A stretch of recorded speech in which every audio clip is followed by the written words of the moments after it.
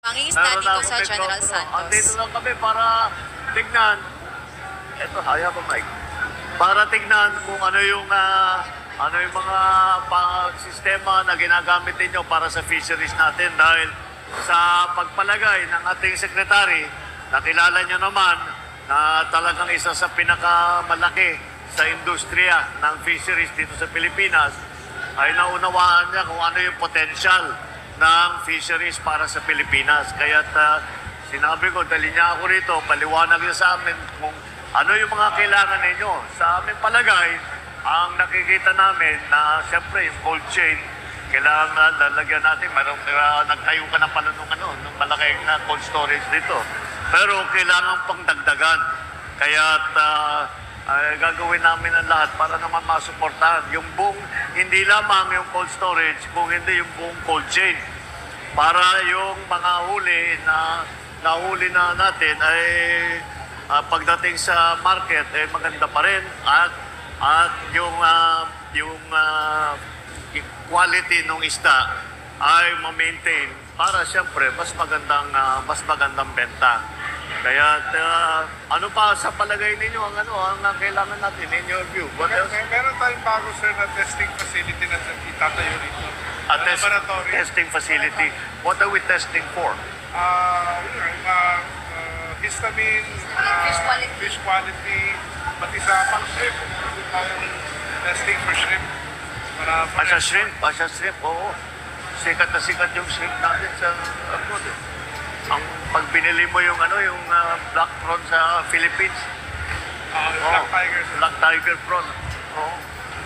Alright, sige. Maraming salamat at mabuti naman at nakadaan ako rito at nakita ko. Nakapunta na ako rito pero hindi pa ganito kalaki noon. Ngayon ay napakaganda na. Kaya gagawin namin ang lahat para bubuhayin natin ulit ang ating industriya ng fisheries. Dahil pagka pinag-aaralan namin yung mga pangangailangan sa kinakain ng Pilipino, napakahalaga sa diet ng Pilipino, sa kinakain ng Pilipino, yung isda, yung seafood. Dahil siyempre, marami tayo, mga 7,000 islands ang Pilipinas, kaya napupunta talaga sa fisheries ang pag-asa.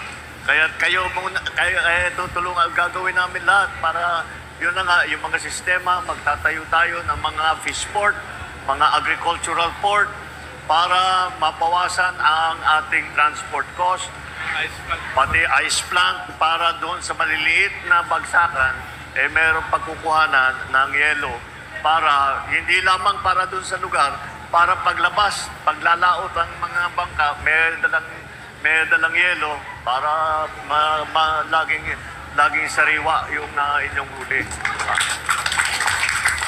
Okay, so sige lang, patuloy nyo. Malaking kontribusyon ng Gensan at lahat ng fisheries industry sa pagpapakain sa buong Pilipinas. Kaya patuloy ninyo. Maraming salamat sa inyong ginagawa. Hindi lamang sa food supply, kung hindi pati sa pag-export natin. Nagulat nga mo yung tinitesting doon na isda, pupunta pa raw sa Amerika yan.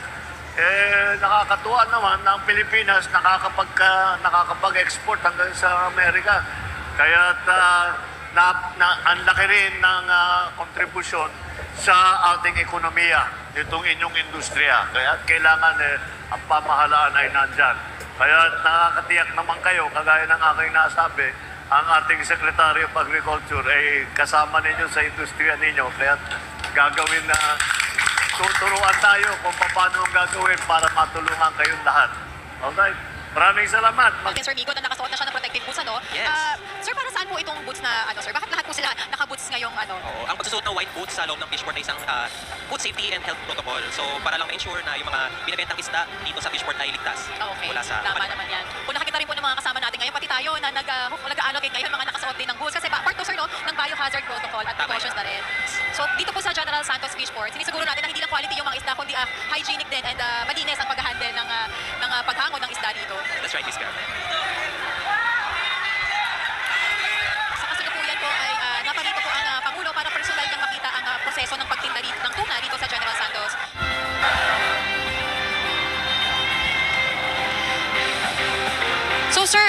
Kiko, paano po ba ang process ng from what I understand, sir, no, tuna po ang main products dito sa Fishport ng General Santos? Yes, tuna ang main product dito sa General Santos Fishport Complex. So dito sa lugar na kinatatayuan natin ngayon kasama ang presidente ay tinatawag na Market Hall 1. Okay. So may 4 na market halls. Itong market hall na to ay specifically for tuna lang siya. Kaya dito lahat ibinabagsak ang mga tuna na galing Okay. sa mga fishing vessels. Okay. So, eto po, sir, paano ba ang process ng pagtinda dito? So, paghango mismo galing sa malalaking fishing vessel ba ang Malalaking fishing vessel, Okay. pwedeng municipal level na fishing vessel lang din. Oo. Ito ay i-unload dito sa may auction area kapag nagkaroon na ng bilihan doon sa auction area. Dadalhin na dito sa nakikita natin ngayon na sorting table. Okay. Oo. Sinusort Sinusort yan siya, Oo. sir. Tapos, dito sa sorting table, igagut siya. Ang tawag dito ay gutting, ang paglilinis ng isda. Okay. So ngayon, mamaya makikita siguro natin kung i-grade para makita ang quality ng tuna, I kung ito ba see. ay export quality or good for local consumption. Oo. Sir, curious ako, malaki ba talaga, ganyan ba talaga ang sizes ng tuna? Ganito talaga kalaki ang mga Okay. tuna dito sa Gensan. Okay. Oo. So ito po, lahat po ito nahuli sa Jensen Waters. Kumbaga. Yes, oo, kasi actually spawning ground talaga ng tuna ang mga katubigan dito malapit sa General Santos, sa south of the Philippines. So talagang hindi sila kinukultivate, ganyan talaga yung sizes ng mga tuna Yes, dito. naturally grown silang lahat doon sa area or waters na yun. Ang galing na, no? Talagang rich in resources talaga ang Pilipinas. Rich Kasi, in sir, resources talaga. ang lalaki. Malalaki sila, di ba? Oo. In real life talagang parang aabot na sa laki ng tao yung iba. Correct, Lalo na pag correct. tinitimbang at nakita mo. So ayan, sir. Yan po ay tuna grading. Yung ginagawa, yung tinitingnan po ng Pangulo ngayon, Oo. tuna grading po ang ginagawa Oo, siya. ang hawak ni Sir ay ang tawag na classifier. So ito ay tinutusok sa tuna at kukuha sila ng specimen at mula doon sa specimen na yon, doon nakikita yung magiging quality ng isda. Kung mapula-pula at shiny, ibig Oo. sabihin ito ay grade A, yun yung kanyang Okay. official grading. Ibig sabihin ito ay good for export. So mga good for export siya internationally Okay. sa US and Japan at marami pang mga bansa. Ang galing. So nag-export talaga tayo. ng Nag-i-export tuna. talaga tayo at maganda kasi very strategic yung location ng General Right. Santos Fishport Complex at talagang malapit sa airport, so kung kailangan mag-export, madali ang access. Alright, alright. Ayan, ang nakikita natin ngayon ay yung mga yellowfin tuna. Ganyan talaga sila kalalaki. Kung mapapansin mo, literal na yellowfin. May Okay. yellow sa kanilang mga fin. Madali Okay. siya ma-distinguish sa ganung paraan. Ayan. So ayan, yan, tuna grading yan. Tuna grading. Kukuha ng oo. meat. kaunting Ayan na. meat. Tapos, makikita sa specimen kung anong kulay Ang ng tuna. galing. So sir, sino ang magde-determine kung anong grade yung meat ng tuna? Usually, ang nagde-determine ng grade ng tuna ay yung mga buyers na rin. O kung sino yung kung saan man pagdadalhan ng tuna, sila na rin yung mga nag-a-assess or nag-grade, nagka-classify. Kung anong grade ba siya? Oo, okay. Oo. Paano naman po sir yung mga meat, yung mga tuna na hindi siya for export? Okay. So, may mga tuna naman na ito kasing mga grade A na tinatawag ay superior high quality. Oo. Hindi naman ibig sabihin na kapag grade B or lower, hindi na maganda yung quality niya. Sadyang maganda lang talaga yung quality ng mga grade A. So, itong mga ibang tuna na hindi grade A ay napupunta for local consumption naman dito sa Okay. sa Gensan or Karatig probinsya. So ano siya, pinaprocess sa mga local Oo, canneries? mga local canneries. 7 out of 8 canneries ay nandito sa General Santos City, Fishport. Oo.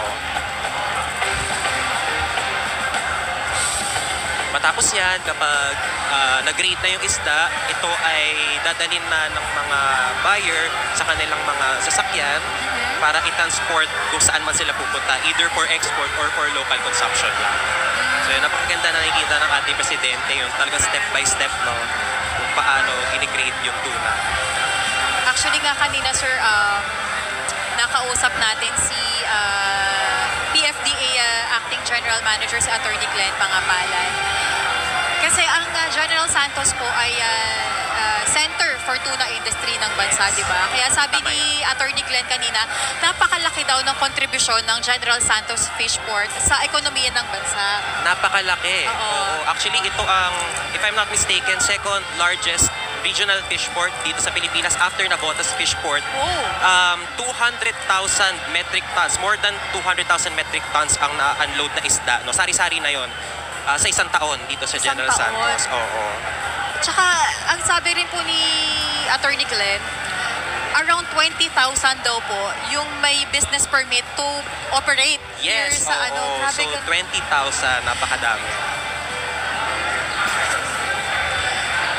ngayon po ay kasama pa rin po ng Pangulo si Department of Agriculture Secretary Francisco Tio Laurel Jr. At ngayon po ay magkakaroon po sila ng isang maikling ugnayan para po direkta mismong Hello. marinig ng Pangulo Magandang ang umaga mga sa inyo. pangangailangan Ayan, meron na ng ako, ating mga magandang umaga sa inyo. Good morning. Good morning. Good morning. Good morning. Papicture. Ay, buena, may kaya. Oy, pero papicture kami. Sino ba eh? Amin.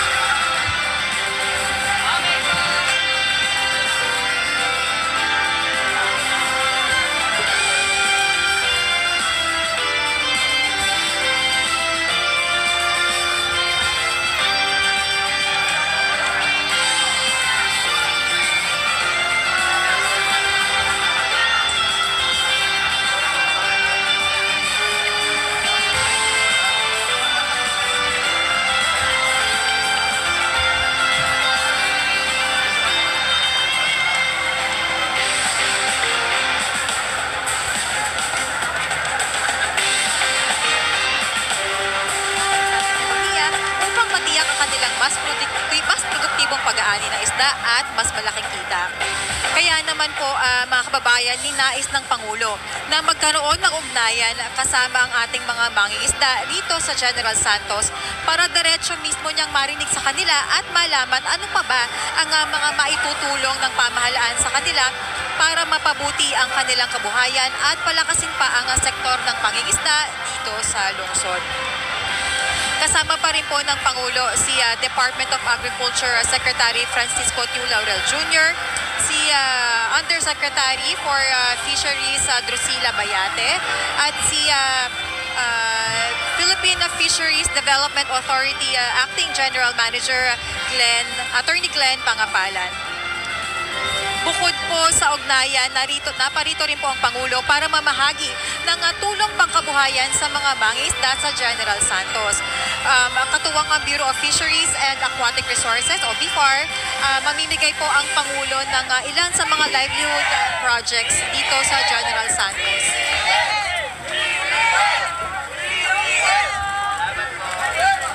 Kanina, Sir Migo, nakausap natin yung ilan sa mga hinarap po ng Pangulo ng mga mangingisda dito, no?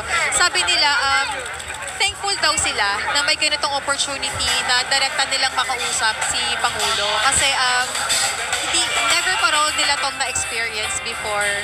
Makikita naman natin na very grateful talaga, no? Nagkaroon ng ganitong dialogue kasi bihirang pagkakataon talaga ito para sa ating lahat dito sa Jensen. It gives them the feeling po na mas nabibigyan na raw ng atensyon ngayon ang mga pangangailangan talaga Oo, nila. napakikinggan at ito, nakita natin yung mga konkretong ebidensya ng pagtulong ng ating pamahalaan sa kanila. Tama. At ayan po, ang ilan po sa mga ipamimigay po na livelihood projects ng Pangulo, kasama po ang Bureau of Fisheries and Aquatic Resources, ay Fish Aggregating Device o PAYAW, mga kagamitan pang salt production, fishing boats, kagaya po ng nakakita natin ngayon. Meron din po mamaya dyan mga marine engine, fish farming inputs, village-type fish processing center, at mga fish processing equipment and marketing supplies.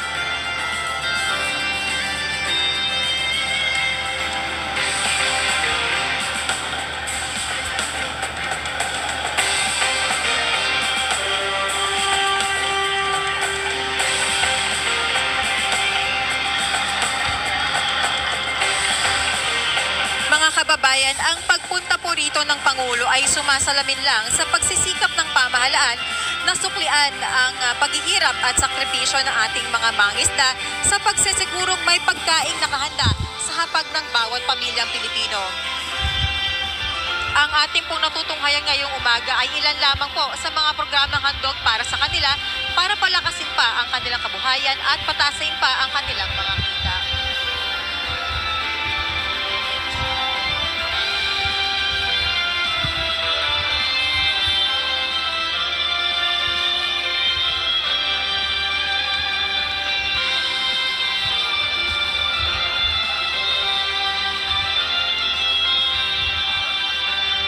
Nandirito po ang Pangulo sa General Santos City na kinikilala bilang Center of the Philippine Tuna Industry dahil ito sa presensya ng 8 pangunahing tuna canneries, fish processors at exporters sa syudad. Tinatayang nasa 200,000 manggagawa ang nagtatrabaho sa industriyang ito na nagbibigay ng malaking ambag sa lokal na kabuhayan at kabuoang ekonomiya ng bansa.